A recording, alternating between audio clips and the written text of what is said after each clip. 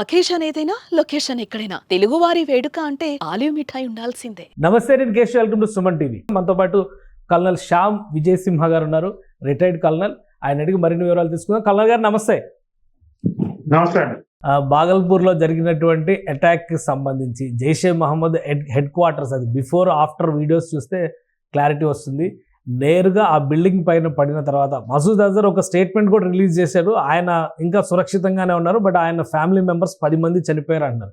So ఆ దృశ్యాలను బట్టి చూస్తే ఇంటెన్సిటీ విషయంలో కానీ భారత సైన్యం వేసినటువంటి అంచనాలకు తగ్గట్టుగా అక్కడ విధ్వంసం జరిగిందా?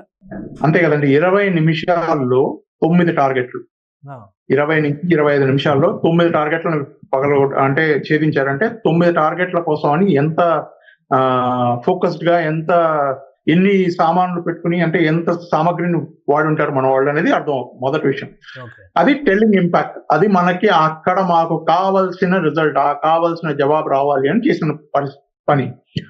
2, బహావల్పూర్ లో మర్కజ్ సుబానల్లా అని వాళ్ళది ఒక టార్గెట్, వాళ్ళదొక ఏమంటారు దాన్ని, వాళ్ళ స్థావరం,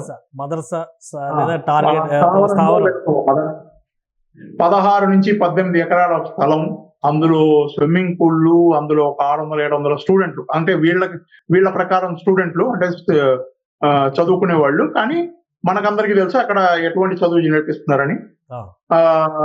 అక్కడ ట్రైనింగ్, ఆయుధాల ట్రైనింగులు, తర్వాత వచ్చే డబ్బంతా దానికి పెట్టడం. జైషే మహమ్మద్ది అక్కడ ఒక స్థావరం ఉందని మనం ఇంతకు ముందు కూడా చాలా సార్లు పాకిస్తాన్కి చెప్పాము.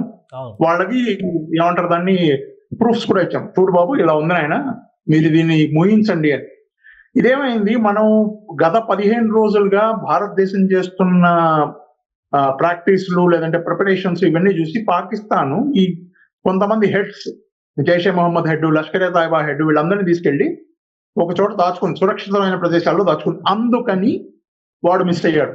జైషే మహమ్మద్ లీడరు మిస్ అయ్యాడు అక్కడ, లేదంటే వాడు కూడా చచ్చిపోవాల్సిందే.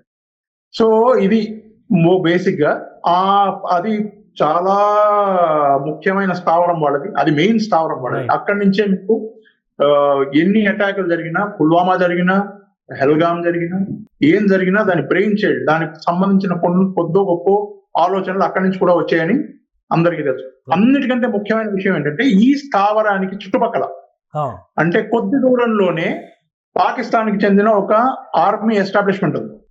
ఓకే, ఈ స్థావరానికి చుట్టుపక్కలలోనే పాకిస్తాన్కి చెందిన ఆర్మీ ఎస్టాబ్లిష్మెంట్ ఉంది. దీన్ని బట్టే మనం మన దేశపు సైనిక ఏమంటారు దాన్ని, తెలివితేటలని మనం మెచ్చుకోవాలి. ఎందుకంటే అంత దగ్గరలో ఉన్నా కూడా వాళ్ళకు కూడా తెలియకుండా ఆ స్థావరాన్ని మనం నాశనం చేయగలిగామంటే ఎంత గొప్ప విషయం.